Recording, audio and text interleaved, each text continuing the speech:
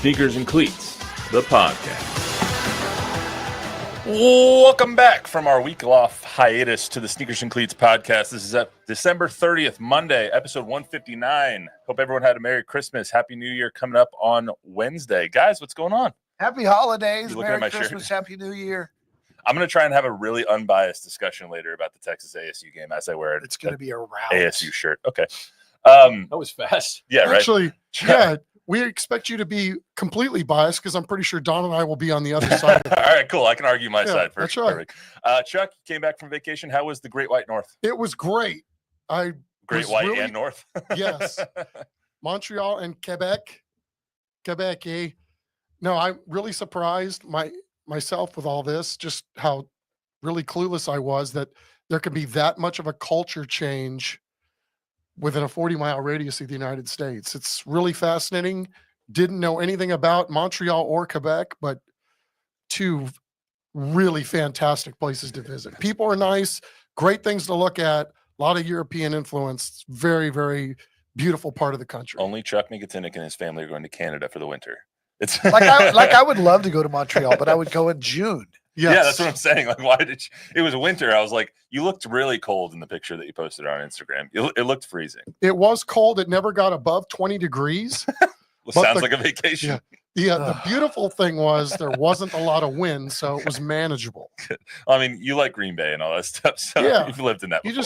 As long as you're prepared for it mentally and then act accordingly with layers, you're good. 2018 Super Bowl, we went to Minneapolis for a week, and the high was 4 all week. Ugh. They'll never have a Super Bowl there again. Don, I thought I was going to die. How was? Okay, dramatic.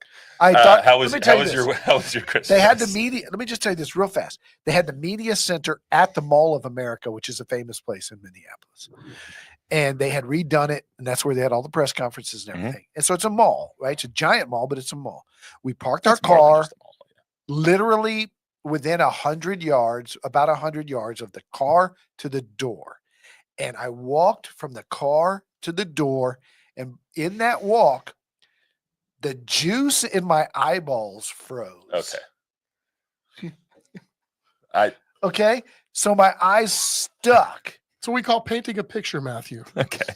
Very vivid. Yes. It was awful. And my nose was running. And the guy said, don't blow it because the mucous membrane's frozen in there. You have to go inside for a few minutes and let it thaw out. Otherwise, if you mess with your nose with it frozen, your mucus membranes will come out. I'm going to mute your mic. ENT talk. Done with this story. It was awful. Your eyeball juice was frozen. Anyway, so Minnesota's cold. Got it. How was your Christmas? Christmas week. Fantastic. Yeah. Lots of family, lots of fun, beautiful, lots of great food. I've got to get on a diet. It's overate like crazy. Yeah, same. Fun fact, I'm wearing this shirt because it was really funny. My wife's dad, and one of her brothers all got me the exact same shirt. Really? They did not talk to each other at all, apparently, and they all got me the exact same shirt. So I'm keeping 2 of them, and Jordan's Is that a sending. medium? Is that a medium? Yes, exactly. They all got me the exact same style, exact same size, exact same shirt. It was really, really funny. So, Well, this DNA thing's a real thing. I know. Man. Right? There's 10 to 4. There was like 10 to 12 different Big 12 championship shirts. They all chose the same style. It was really funny. I didn't know they went up to like Sasquatch. Yeah, they make triple XLs. I got a quad. You know. Wow. Just kidding. No, it's a regular XL, guys. All right. Extra huge. Anyway, we got a lot to talk about, so let's get to the action here. Before we get started, do want to remind everyone to subscribe to the YouTube channel News 4 Fox SA. If you're so inclined, download, rate, review, subscribe, tell a friend, tell an enemy, do all those good things. Spurs fell back to 500 last night with a loss, pretty encouraging loss, I would say, to the Timberwolves. Lost 112 to 110. I don't know if the last shot you won in the game is Jeremy hucking up a 3 and when you have a wide open Harrison Barnes in the corner, but I digress. Once again, though, Stephon Castle's minutes were dwindling. 8 minutes for the rookie last night, which I think is a season low. I could be wrong on that, but I'm pretty sure it's one of his lowest usage rates of the entire season. Ever since Devin Vassell came back, his minutes have been dwindling. So we'll talk about if they should be getting the rookie on the court a little bit more. Plus, De'Aaron Fox on the trade block, it seems, could be a target for the Spurs. How much would it take? Is that something we would want to see? We'll talk about that coming up. Plus, the Cowboys lost to the Eagles yesterday. They fall to 7-9, securing their first losing record since 2020. Their fourth losing record in the last 20 years, so not something they do very often. I'll ask the question, are they closer to a rebuild or a Super Bowl? Something that be considered here with the way this season is going. Go over some New Year's resolutions. What should be the Spurs New Year's resolution for 2025? What should be the Cowboys New Year's resolution for 2025? And the Longhorns playing Arizona State on Wednesday in the college football playoff quarterfinals in the Peach Bowl. If they lose, was the season a failure? Plus, give the his face. Failure. Plus our thoughts on the college football playoffs so far, and I made a really shocking Christmas movie revelation over the holidays that I just have to get off my chest. So we'll talk about all that. No trivia because we have so much going on. Let's start with the Spurs. Castle once again seeing his minutes diminished. 8 minutes last night against the Timberwolves.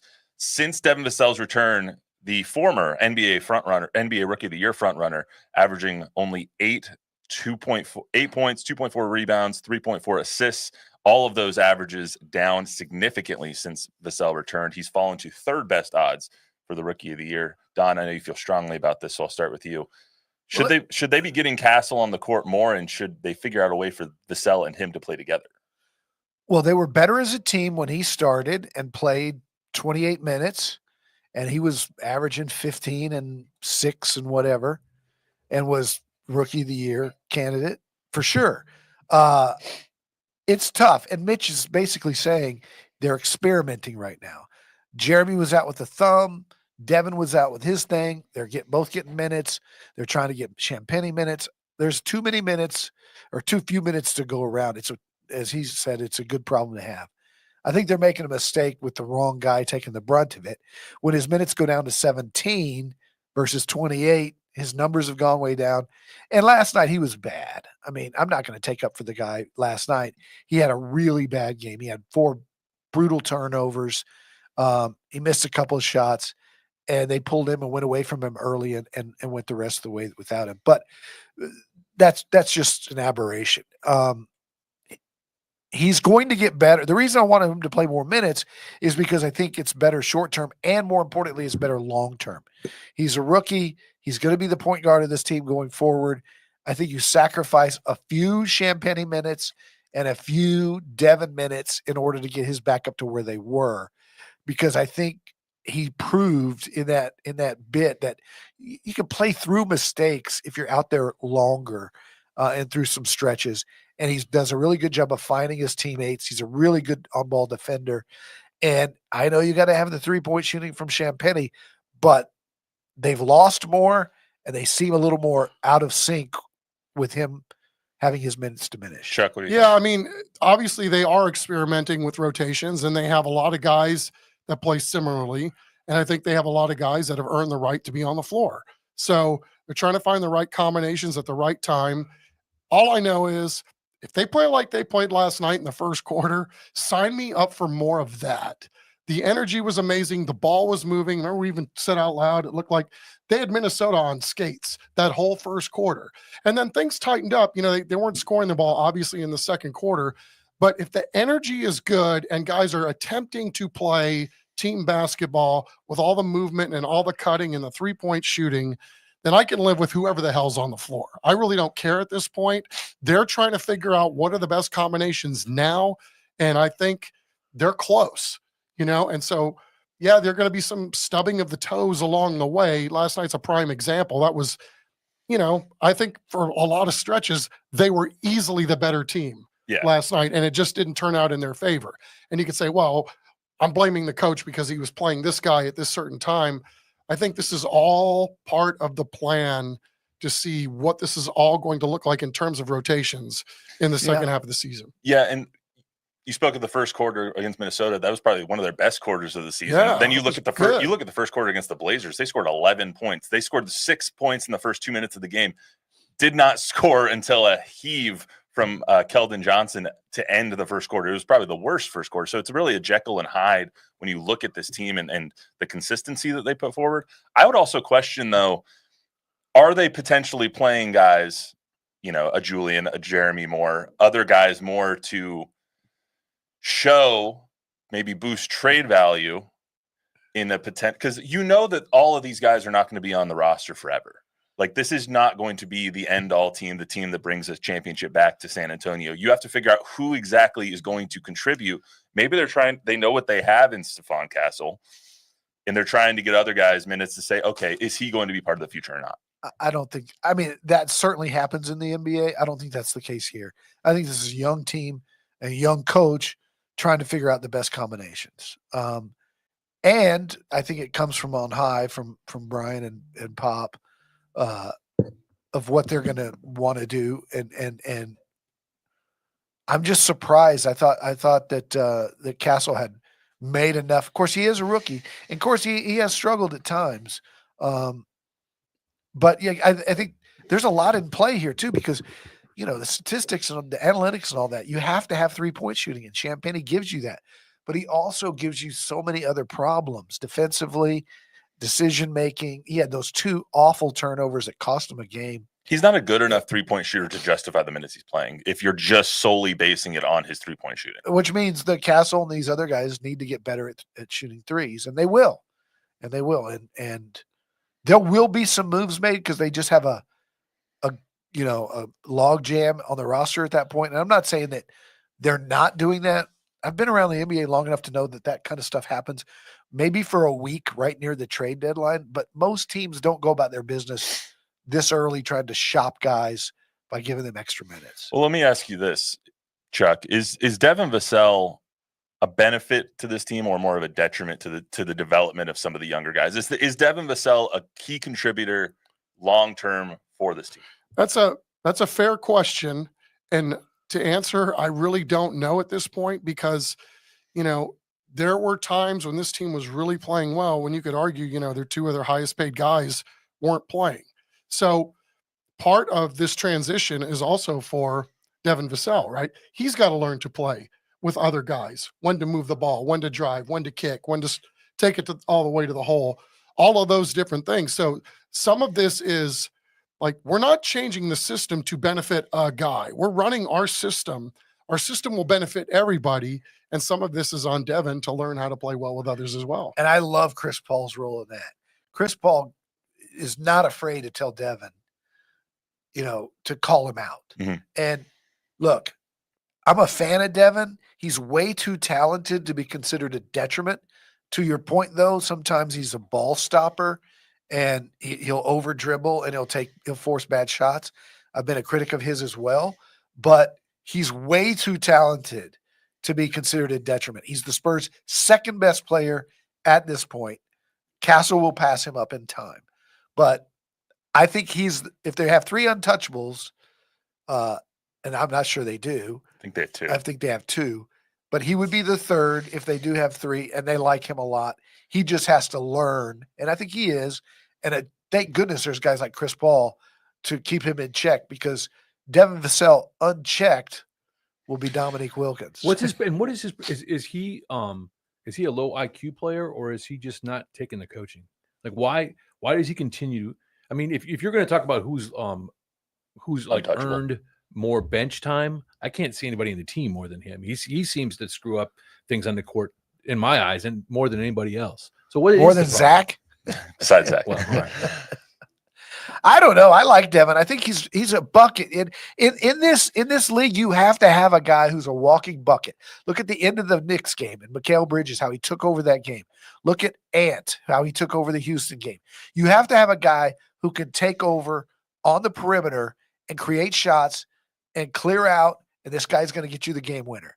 Devin is the only guy on the Spurs roster who has that physical makeup. Wemby is not there yet as far as ISO, go to him, and guaranteed bucket. My problem with Devin, and I like Devin a lot. I think he's a really talented player. I think he at times meshes well with this roster. However, I think Devin thinks he's the Aaron Fox, and he's not. Agreed. Devin thinks he's up here when he's really a tier B kind of player. Agreed. He thinks he's a tier A player, and that's kind of my issue with him sometimes. Is you guys let me handle this, and he can't handle it sometimes. You know what I mean? Agreed, but I'd rather him have that mentality than be hesitant. Amen. I mean, Fair you enough. have to have a little, got to have a the dog in you. I mean, But they do. It's easier to reel that in, I would think, than to make somebody go that. But they way. got to get Steph on the court. Like True. This team is going to go as far as the younger guys like Steph and Wemby take them. Steph has to develop, because if he is that untouchable player that you will not trade under any circumstances, like Wemby is, then he has to be a guy that you're continuing to develop on the court, and we have to see that development. You can't stunt that growth with somebody, no matter who it is, getting on the court ahead of him. I'm all for that. More So, minutes for Steph Castle. This does lead to a discussion about trades, though. Mike Brown fired in Sacramento. We can that was a Sacramento decision. If you ask Mike Malone, I don't think anybody liked the decision or knew that one was coming with Mike Brown fired.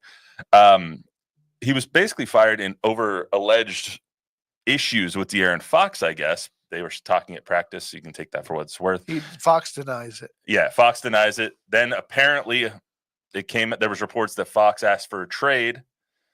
He's denying that too. The organization's denying that as well. But that leads us to the Spurs being connected to De'Aaron Fox, because the Spurs are going to be connected to anybody because of all the assets that they have. They have young talent, and they have a crap ton of picks.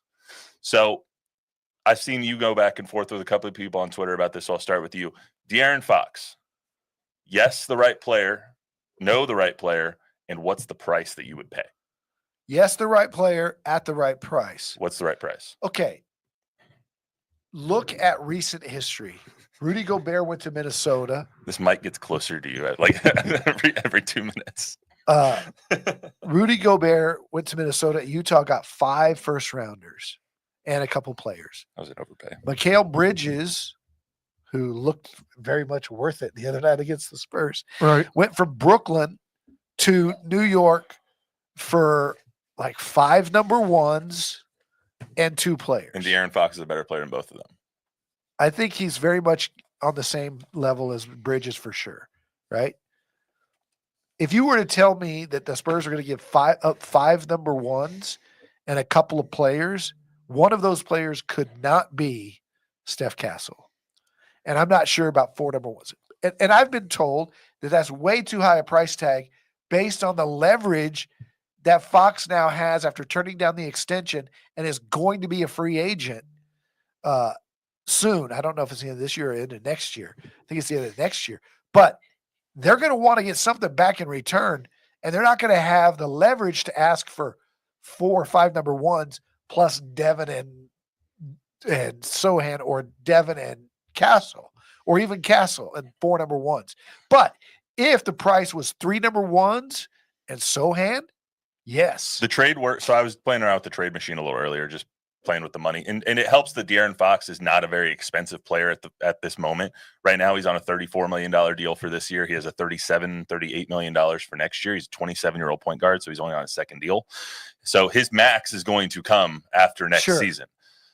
So you have to kind of factor all that into trading for him, because if you're going to trade 5 number ones and Devin Vassell or whoever it is, you have to factor in the max contract that you're going to be giving De'Aaron Fox next year. Sure. So trading Devin for De'Aaron Fox, you would have to add in maybe a Sohan. You would have to add in somebody with like a $7 million cap hit. That basically equates out to Sohan or Malachi or Stephon Castle or someone like that. If you're going to trade for more than that, then you have to play around. My trade thing, though, is 5 number ones and Devin Vassell. Who says no? That seems high, but Yeah, it seems high to me too. but it's the market value, But right? you have- if you look at the Bridges trade. But you have so many. Like, I have some Depends of them, on which number ones they are, right? Okay, yeah, if you're going to, if they're not Atlanta's unprotected next year. if you're going to give up Atlanta's 2025, Atlanta's not going to have the first pick in the draft. They're better than that this year. I know. So It depends on the price. Bottom line is it depends on the price. But the other thing to consider is if Rich Paul did indeed meet with Monty, the GM in Sacramento, and is finagling this, as Rich Paul often does, and if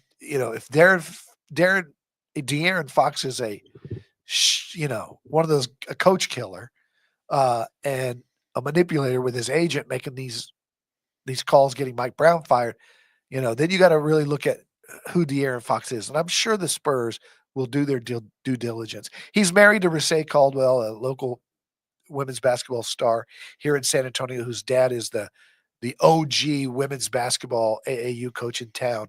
So he's got ties to San Antonio.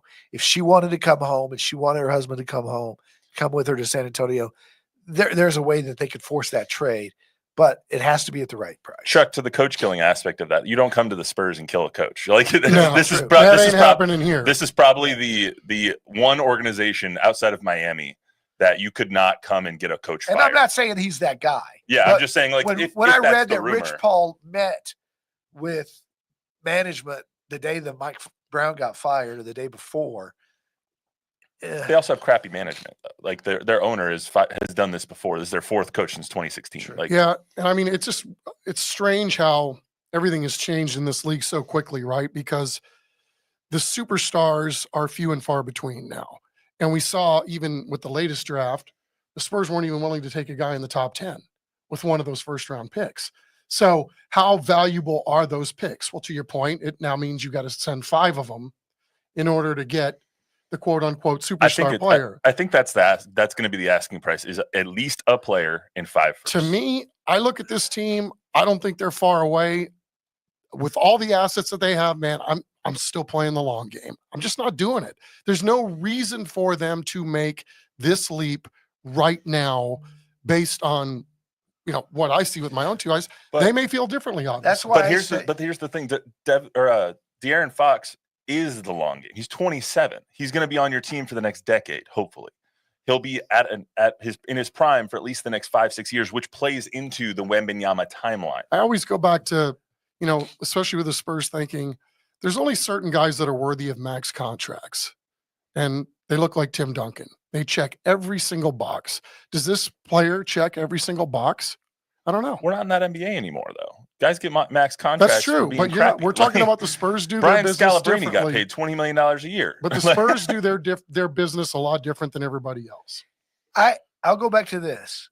I think, and I was with you when I originally put that tweet out and got killed by Spurs fans. And I'll admit I was wrong because I didn't reconsider that the market that we saw for Bridges and for Gobert and others may not be the same market for Fox because of his leverage. In other words, the Kings might have to take less for otherwise not get anything back in return if he just decides to play it out and be a free agent. So if it's 3 number ones and Devin, yes.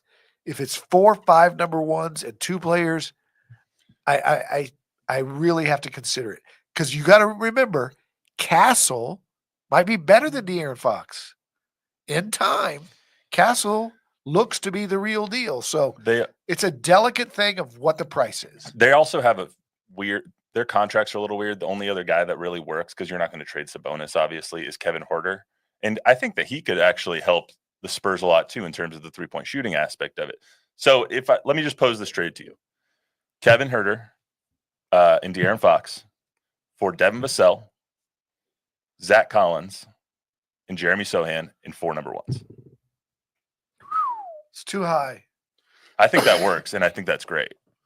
It's too high because the longer this goes, the more leverage Fox has. I say if I'm the Spurs, keep racking those assets. Every year you've got fresh assets. You go into an offseason with those. You're not going to make all those picks, though. You have 14 number 1 picks in the next 6 years. Right. 3 number ones, and they're not the Atlanta number ones, yes. What about 4 number ones, and one of them's in Atlanta number 1? No. All right. No. I love Fox, too. I do, too. Who doesn't? I think that he could be the missing piece. Like, I think that highly of De'Aaron Fox. I do, too. He is a phenomenal, in his prime, point guard that could take this team to the heights that they think that they can reach. But if you're the Spurs, you can drag this out. You can continue with Chris Paul for the rest of this season, even next season. I'm not saying that. You could tell Rich Paul and Fox, you really want to come to San Antonio because your wife lives here. Just go into free agency. God, now he's a 29 point guard, and you're not getting his prime. I mean, you're getting a little bit of the prime, but you're just missing out on this year and next. All right. Well, let's get to the Cowboys real quick. So, already going a little long. Cowboys lose to the Eagles last night. Or yeah. War and Peace here, my friend. I mean, this is we haven't this is we've, Tolstoy-esque. we've been off for a week. Okay. I have a lot of things to say. Jordan's sick of talking to me about this that's stuff. fair. So the Cowboys lose yesterday, 41-17 in a game that it wasn't even that close. It was pretty much over from the first drive when Cooper Rush threw a pick. So they're going to finish at least 7 or with at least 9 wins, maybe 8 and 9, 7 and 10, which would be spot on for your prediction there. I think, Don. I think you predicted the 7 I think and 10. Washington's going to hose me because they're not going to play anybody. Yeah, probably now not. that they've clinched. So it was a season. It was a season with a few bright spots, but one that was mired in incompetence and inconsistency and injuries. That's a lot of I words. I mean, it all just came in my head.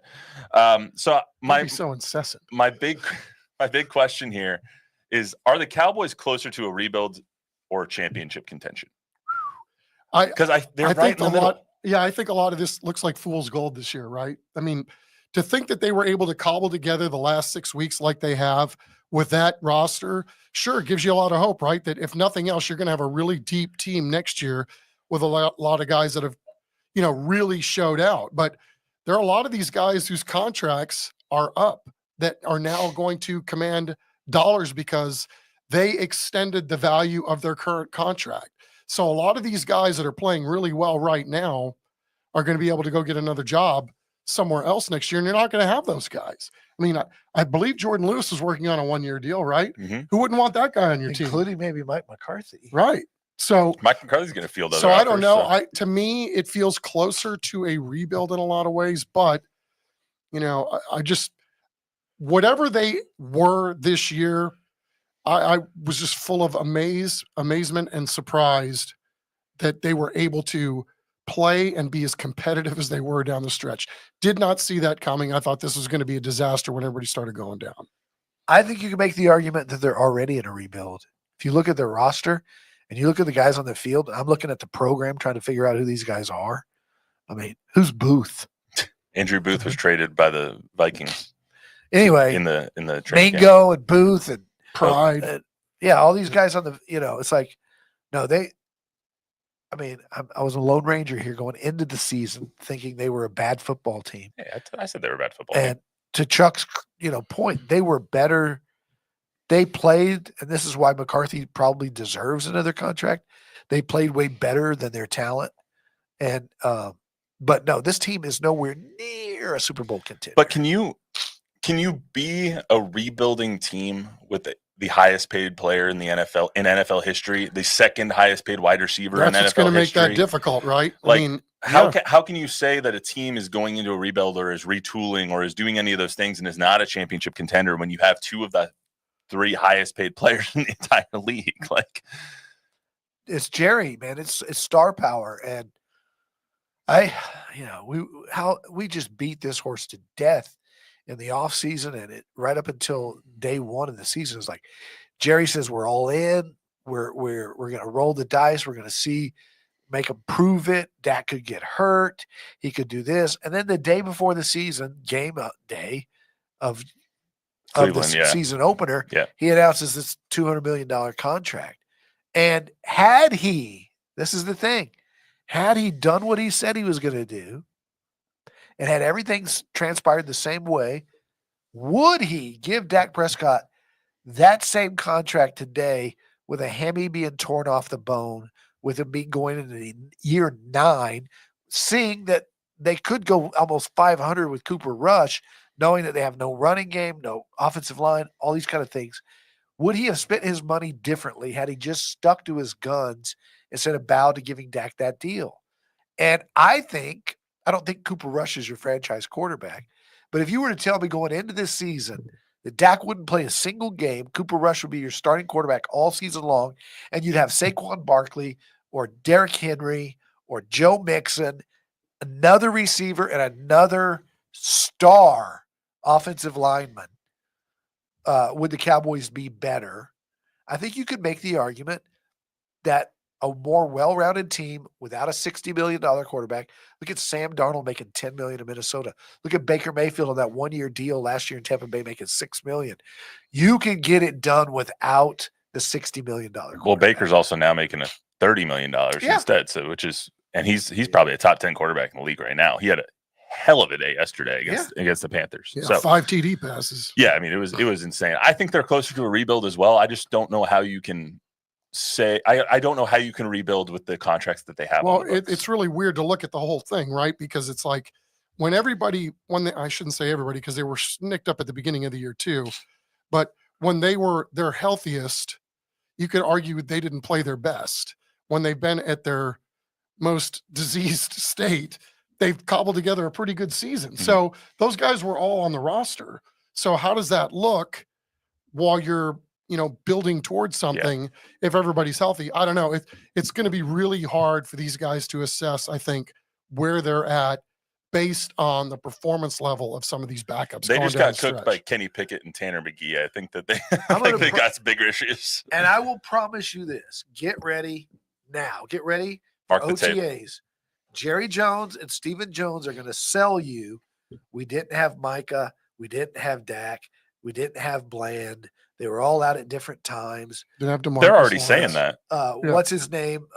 88 CD. missed training camp, and the timing was off early season. We're going to get these guys together. These are going to be Super Bowl. We will hear it for sure at August training camp that this is a Super Bowl or bust kind of team. And they're a 500 team. Mm-hmm. So going to our next topic here, the New Year's resolution aspect of this, I just thought was interesting. What if I was to tell you the Cowboys have a New Year's resolution? What is it? What should they plan for next year? What should they hope to accomplish next year with this team and in this offseason? Well, I think they should go all in. They already That'll did sound that. good. They can't do it twice. I don't know. I mean, because I'm looking at like Odigizua, Jordan Lewis, Brock Hoffman, some of these guys that if you don't pay them, they're going to go someplace else. And they're pretty darn good football players. Maybe you've got some money because, if Zach Martin retires or whatever, but I think even he's got a cap hit next year. I mean, I don't know. Honestly, I don't know if my brain's big enough to figure that out at this point. I guess I would wish for them to blow it up, blow the whole thing up. Coaching staff, eat Dak's money, find a trade for him, blow the whole thing up, start over. And what about the Spurs? So, and that's really where this question came from for me, is basically because if I was the Spurs, my New Year's resolution would be to find which young players I want on this team. You're not going to keep everybody. Is it Malachi? Is it Wesley?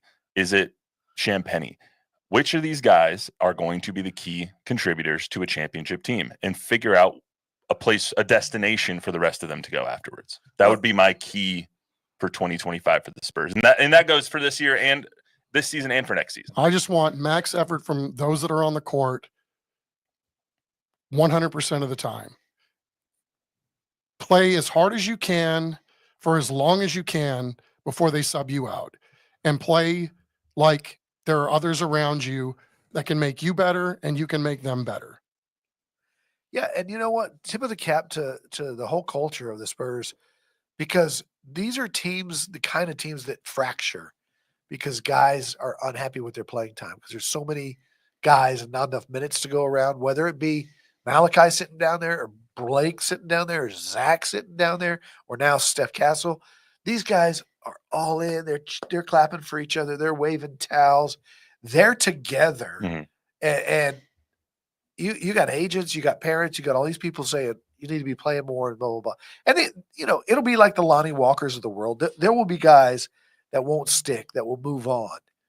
Malachi looks like they're giving up on him. Blake looks like they might be giving up on him. So those things will happen, especially with their first round draft picks coming in. A Steph Castle will move out, one of those kind of guys. And so I agree with you. You got to figure out exactly who those guys are. Let's quickly do college football playoffs because I want to get to the last thing because it's funny. Texas playing Arizona State in the Peach Bowl on Wednesday. Both of you guys think it's going to be a killing. Why? Texas's defense. It's not common. They play with a physicality and a relentlessness that I don't know that ASU has seen much of this year. They got probably five first rounders on that defense. They got the Thorpe winner. They got Hill and Simmons are going to be first round picks. Their interior defensive line, Broughton and those guys, I think they're second in the country against the run. I think Arizona State is good. I think they're too one-dimensional with Scadaboo. I think they're able to shut down Scadaboo. They're able to dominate the game. I think that the game is closer than a lot of people will think. Clemson game was a lot closer than a 14-point score. Like they were about to make that a 7-point game till they got stuffed on the goal line. I think that Texas is a really, really, really good football team that turns it on when they have to. So I think that they come out and they might not play their best game. Arizona State, this is their Super Bowl. This is further than anyone thought they were going to make it this year. Their win total was 4.5. Kenny Dillingham's going to pull out all the stops. So I could see this being like a tie game, maybe a 3-point game at halftime, and then the Texas running away with it in the second half kind of thing. But it's going to take Quinn in the offense not to turn the ball over. Yep. If you turn the ball over, ASU will take advantage of that with Cam. Scat's going to have his best day and prove why he's a first-round draft pick. And Sam Levitt has said that he wants to prove that he's better than Quinn Ewers is. We're going to see. Which I thought was interesting, right? He's a very confident young man. He Obviously. looks like he's 15, but he's like 20 years old, and he's Yeah, just good for him for throwing it out there. I'm glad he's that confident. Now let's go see if it's going to happen. I can't wait. I'll either be depressed or I'll be happy on Thursday. We'll see. Hey, for that it's been a podcast. hell of a year, no matter what. I mean, at this point, right? If somebody would have told you would have gotten this far at the beginning of the year, you never would have said. I so. can tell you right now, there's no way, no matter what the result is on Wednesday, I will be as upset after what if they lose, even if ASU gets killed on Wednesday. I will not be as upset as I was when the Broncos lost to the Bengals on Saturday. I was inconsolable after that game. So Jordan and I made a really, really interesting revelation on Christmas.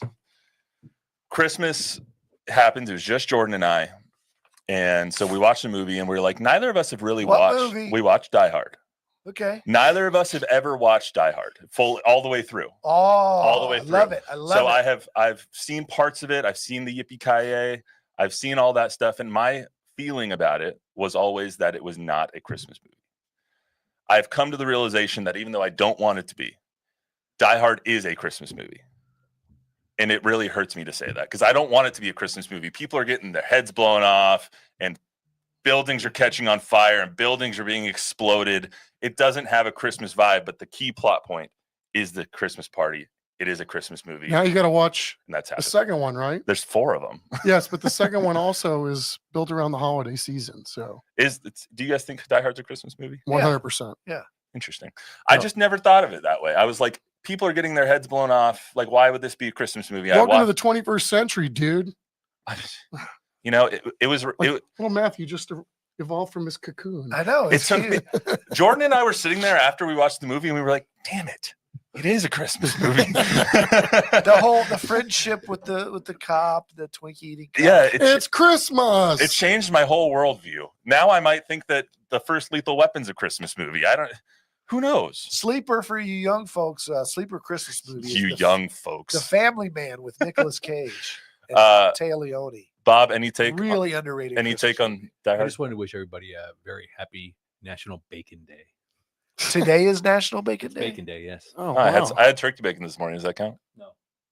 Well, I don't have any bacon. Didn't have any in back it. bacon in Canada. Got a lot of maple syrup, Oh. though. Tom's in the house. Shout out Tom Guerrero. hey, also shout out Oscar Zamora. Shout out Yeah, Oscar shout out Zamora. Oscar. Last day party at Been 3 here for o'clock. 73 years. What'd you say? 73 years. What is it, think- like 37 years? It's 39, 364. He's one day short of being 40 years. Jesus. He should stay one more day. Honestly. I think he's here tomorrow. He told me on his last day it'll be 364. Interesting. Anyway, that's all we got for you. I know that was a lot that we crammed into about 35, 40 minutes here. But that's all we got for you today on the Sneakers Cleats podcast. Remember to download, rate, review, subscribe, give us a 5-star rating, tell a friend, tell an enemy.